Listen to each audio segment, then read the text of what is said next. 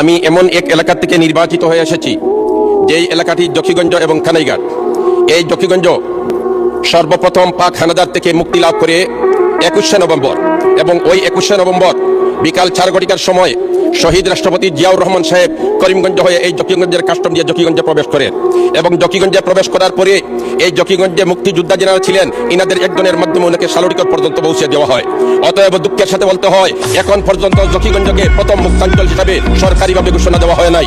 আমি আপনার মাধ্যমে এই আবেদন রাখতে চাই যে অনতিবিলম্বে জকিগঞ্জকে প্রথম মুক্তাঞ্চল হিসাবে ঘোষণা দেওয়া হোক।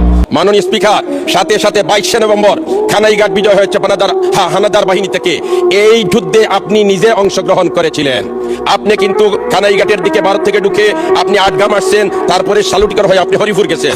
অতএব এই এলাকার সাথে আপনার সম্পর্ক, এই এলাকার জনগণ আপনাকে শ্রদ্ধার সাথে এখন পর্যন্ত স্মরণ করে, কিন্তু প্রথম মুক্তাঞ্চল হিসাবে আজ পর্যন্ত কানাইঘাটকে সরকারিভাবে ঘোষণা দেওয়া হয় নাই। অতএব